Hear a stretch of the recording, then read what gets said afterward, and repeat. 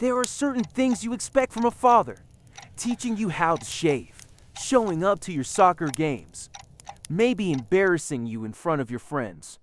What you don't expect is for your dad to sleep in a coffin, or for your house to be a castle in the middle of Transylvania, or for your father to be the most famous vampire in history. You open your eyes. It's morning. You think. You're not sure. The curtains are black. The walls are stone. The only light comes from candles that never seem to burn out. You sit up. Your bed is comfortable. Your father insisted on a normal bed. Just because I sleep in a coffin doesn't mean you have to. He said, you are grateful for that. You walk to the door. You open it. The hallway is dark. It's always dark. Your father hates the light. He's not allergic to it. Not anymore. He just dislikes it. Says it's too cheerful. You walk downstairs. You pass the library. Thousands of books. Your father has been alive for centuries. He's read everything. He still prefers to watch reality television. You reach the kitchen. Your father is standing at the stove. He's tall, pale, dark hair slicked back. He wears a black cape. He always wears the black cape, even when he's making eggs. Sit, he says. His voice is deep. Transylvanian accent. You've lived with him your whole life. You still find it funny. You sit. You look at your plate. There are eggs, vegetables, toast, no meat. Your father doesn't eat meat. He doesn't eat anything, really. But when he cooks for you, it's always vegetarian. Big day today.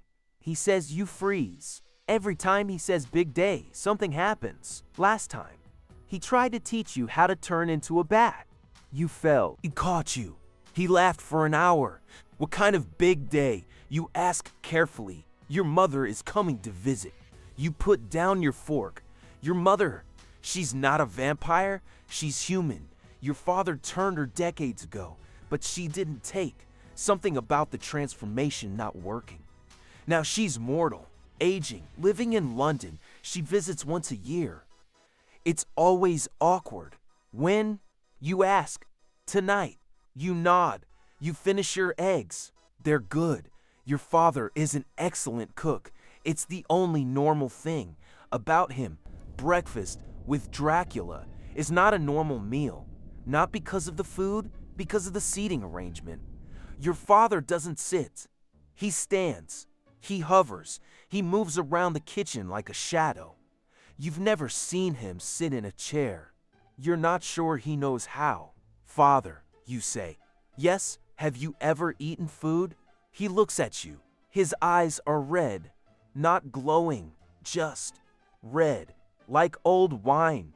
I used to, he says, a long time ago, before the transformation. What did it taste like? He's quiet for a moment. The candles flicker. I don't remember. You don't know if that's true. You don't know if vampires can forget. He walks to the window. He pulls the curtain aside. Just a crack. Sunlight streams in.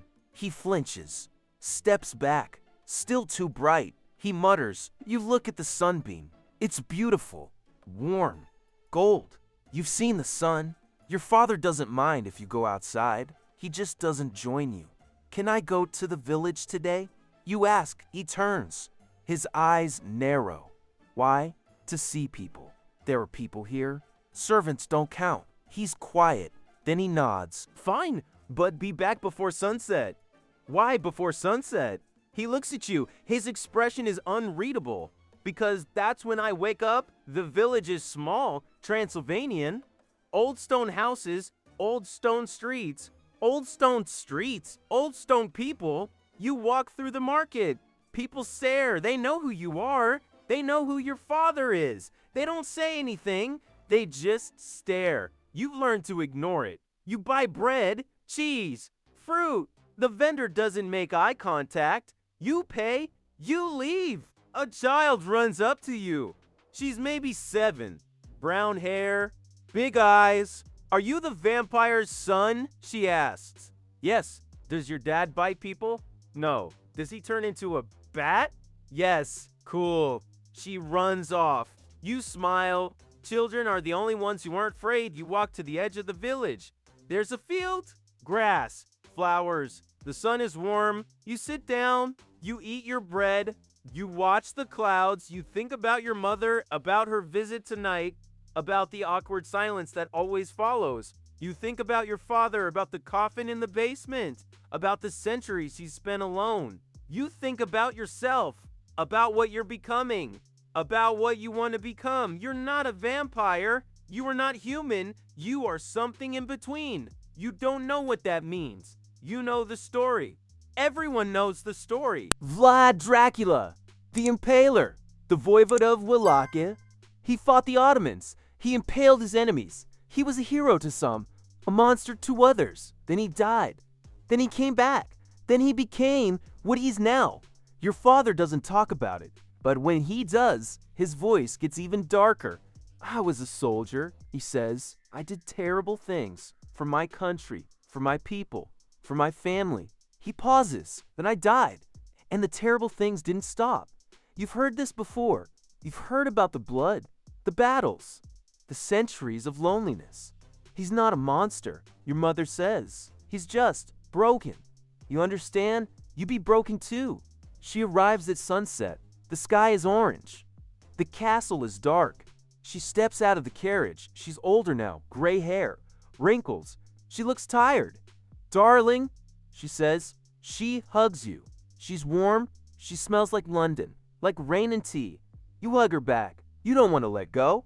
Look at you, she says. You've grown, mother. I'm 20. I stopped growing years ago. I know. I just like saying it. She walks into the castle. She looks around. She sighs. Nothing changes down here. Father likes it that way. She doesn't respond. She walks to your father. He's standing in the doorway. He doesn't smile. He never smiles. But his eyes soften. Vlad, Elisabetta. They look at each other. You've never understood their relationship. They love each other. You know they do. But it's a strange love. A love between the living and the undead. Your mother turns to you. Show me your room. You walk upstairs. She follows. She looks at your posters, your books, your bed. It's so dark, she says. It's a castle, mother. I know, but you could add a lamp. You don't tell her that lamps don't work here. The darkness eats the light. Dinner is a formal affair. Your father insists. The table is long. The candles are black. The food is elaborate. Your mother sits at one end. Your father at the other. You sit in the middle. They talk about nothing, about everything, about the village, about London, about the weather. You listen. You eat. You don't speak. Your son is quiet, your mother says. He's always quiet. Your father says, maybe he has nothing to say. Maybe. They look at you. You put down your fork. I want to move to London, you say. Silence. Your father's eyes darken. No. Father, I said no. Your mother touches his arm. Vlad. Elisabetta. Don't. He's not a child anymore. He's my child. And he stays here. You stand up. You walk away. You don't look back. You hear them arguing. Not loudly. They never argue loudly. But you hear them. He deserves to see the world, your mother says. He deserves to be safe. Safe from what? From everything. You press your ear against the door. You can't keep him here forever. I can. I'm Dracula. And I am Dracula. And I say he should have a choice. Silence. Then your father's voice. Quieter than before. If he goes out there, they'll hurt him. Why would they hurt him? Because he's my son. Because of what I am. You've never heard your father sound like that. Vulnerable, afraid? He'll be fine, your mother says. Because he's not you. More silence. Then your father speaks. Fine. He can go. For 1 month, you step off the train. The city is loud, bright, overwhelming. You've seen pictures. But pictures don't capture the noise. The smell, the chaos. Your mother takes you to her flat. It's small, cozy. There are windows everywhere. You can sleep here, she says, pointing to a sofa. It's bigger than my room at the castle. She laughs. That's because the castle is ridiculous. You spend the week exploring. You ride the tube. You visit museums. You eat food that isn't cooked by your father. It's wonderful. It's exhausting. It's everything you've ever wanted. But at night, you miss the dark. You miss the silence. You miss the castle. You miss your father. You return to the castle. Your father is waiting at the gate. Well? He asks. You think about it. The city. The lights. The noise. It's amazing. You say his face falls. But it's not home. He looks at you. For the first time, you see him smile. Good, he says, because I'd miss you so. Here's the question. Would you want to be Dracula's child? A father who sleeps in a coffin? A castle with no sunlight? A mother who ages while your father doesn't? Or does your normal, ordinary, completely non-vampire life suddenly feel a little more peaceful? Drop a comment. What's the weirdest thing your dad has done? I'll start. Mine once tried to teach me how to turn into a bat. I fell. He laughed for an hour.